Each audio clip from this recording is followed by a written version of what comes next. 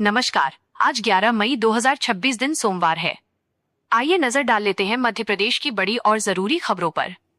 आप कहां से एमपी न्यूज देख रहे हैं, कमेंट कर बताएं। जबलपुर के बरगी डैम में 30 अप्रैल को हुए क्रूज हादसे की न्यायिक जांच के आदेश मध्य प्रदेश सरकार ने जारी कर दिए हैं। राज्य शासन ने हाईकोर्ट के रिटायर्ड जज संजय द्विवेदी की अध्यक्षता में एक सदस्यीय जांच आयोग का गठन किया है। ये आयोग जांच आयोग अधिनियम 1952 की धारा 3 के तहत कार्य करेगा और 3 महीने के भीतर अपनी रिपोर्ट सरकार को सौंपेगा। आयोग हादसे के कारणों, सुरक्षा व्यवस्था में हुई चूक, जिम्मेदार अधिकारियों और भविष्य में ऐसी घटनाओं की रोकथाम के उपायों की जांच करेगा।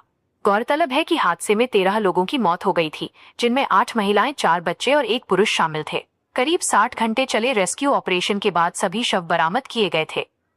दिल्ली पुलिस की स्पेशल सेल ने पाकिस्तानी खुफिया एजेंसी आईएसआई से जुड़े होने के आरोप में मध्य प्रदेश के 3 युवकों को गिरफ्तार किया है।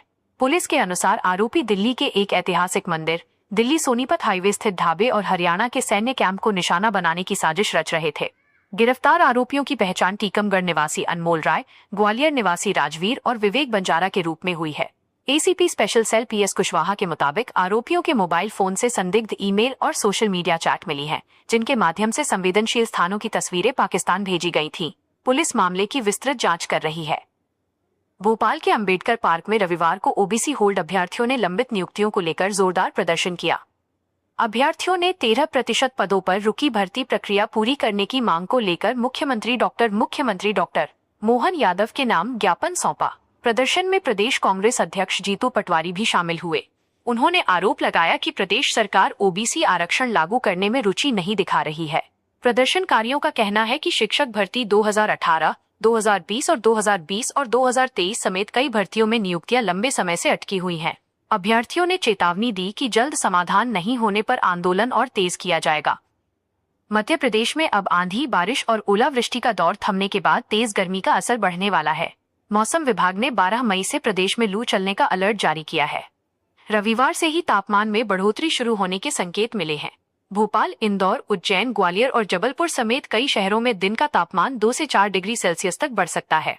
इससे पहले ट्रफ और साइक्लोनिक सर्कुलेशन की सक्रियता के कारण प्रदेश के कई हिस्सों में बादल छाए रहे और भोपाल, बैतूल, सिवनी, पांडुर्ना, डिंडौरी, रायसेन, विदिशा, सागर और जबलपुर समेत कई जिलों में बारिश और तेज आंधी दर्ज की गई। प्रधानमंत्री नरेंद्र मोदी ने पेट्रोल, डीजल और गैस की खपत कम करने की आवश्यकता पर जोर दिया है। हैदराबाद में भाजपा की एक रैली को संबोधित करते हुए उन्होंने कहा कि वैश्विक संकट और पड़ोसी देशों में चल रहे युद्ध का असर ईंधन कीमतों पर पड़ रहा है। उन्होंने कहा कि भारत के पास तेल के बड़े भंडार नहीं है, इसलिए ऊर्जा बचत बेहद जरूरी है। प्रधानमंत्री ने लोगों से मेट्रो जैसे सार्वजनिक परिवहन का अधिक उपयोग करने और जहां संभव हो वहां वर्क फ्रॉम होम अपनाने की अपील की। उन्होंने विदेशी मुद्रा बचाने के लिए अगले 1 वर्ष तक सोने की खरीदारी कम करने की भी सलाह दी। मध्य प्रदेश गृह विभाग ने 3 आईपीएस अधिकारियों के तबादले किए हैं। आशुतोष बागरी को बुरहानपुर का नया पुलिस अधीक्षक नियुक्त किया गया है। इससे पहले देवेंद्र पाटीदार का तबादला झाबुआ किए जाने के बाद बुरहानपुर में एसपी का पद खाली था। वहीं राकेश सगर को डीआईजी 2nd बटालियन ग्वालियर से पुलिस मुख्यालय भेजा गया है। विदिता डागर को एडिशनल एसपी ग्वालियर से 2nd बटालियन ग्वालियर का कमांडेंट बनाया गया है। गृह विभाग द्वारा जारी आदेश तत्काल प्रभाव से लागू कर दिए गए हैं। उज्जैन में किसान कांग्रेस अध्यक्ष अशोक जाट के जिला बदर आदेश के विरोध में कांग्रेस ने चरणबद्ध आंदोलन शुरू कर दिया है। 8 मई को हुए मौन प्रदर्शन के बाद रविवार को कांग्रेस नेताओं की रणनीति बैठक आयोजित की गई। बैठक में 11 मई को बड़े प्रदर्शन की रूपरेखा तय की गई। कांग्रेस ने पहले कलेक्टर कार्यालय पर अनिश्चितकालीन धरने की घोषणा की थी, लेकिन इंदौर के पूर्व विधायक अश्विनी जोशी के निधन के कारण आंदोलन को सांकेतिक रूप दिया गया। मौन प्रदर्शन में विधायक महेश परमार, शहर कांग्रेस अध्यक्ष मुकेश भाटी और नेता प्रतिपक्ष डॉक्टर रवि राय सहित कई कांग्रेस नेता शामिल हुए। मुख्यमंत्री डॉक्टर मोहन यादव इंदौर में आयोजित मालवा उत्सव में शामिल हुए। लोक संस्कृति मंच द्वारा आयोजित इस सांस्कृतिक आयोजन के रजत जयंती वर्ष में देश के विभिन्न राज्यों से आए कलाकारों ने लोक नृत्य और सांस्कृतिक प्रस्तुतियां दी। मुख्यमंत्री ने कहा कि मालवा उत्सव केवल मेला नहीं बल्कि सांस्कृतिक एकता, मेल मिलाप और आत्मीयता का प्रतीक है। उन्होंने उत्सव के सफल आयोजन के लिए आयोजकों को बधाई दी और कहा कि यह आयोजन मालवा की समृद्ध सांस्कृतिक परंपराओं को नई पहचान दे रहा है। उन्होंने सांसद शंकर लालवानी को उत्सव का प्रणेता बताया।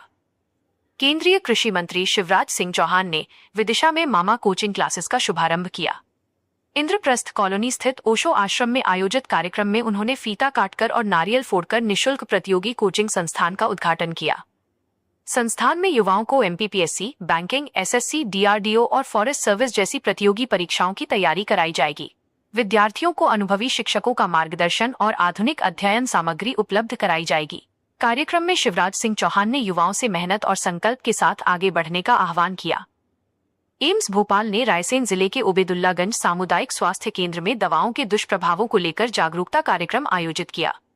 विशेषज्ञों ने लोगों को बताया कि दवाओं से होने वाली एलर्जी और अन्य साइड इफेक्ट की समय पर जानकारी डॉक्टर को देना बेहद जरूरी है। कार्यक्रम में बताया गया कि दवा लेने के बाद चक्कर, उल्टी, कमजोरी या एलर्जी जैसी समस्या होने पर तुरंत चिकित्सकीय सलाह लेनी चाहिए। इंडियन मेडिकल एसोसिएशन की रिपोर्ट के अनुसार भारत में हर साल लाखों लोगों की मौत दवाओं के दुष्प्रभावों के कारण होती है। स्वास्थ्य विशेषज्ञों ने लोगों से बिना डॉक्टर की सलाह के दवाएं न लेने की अपील की।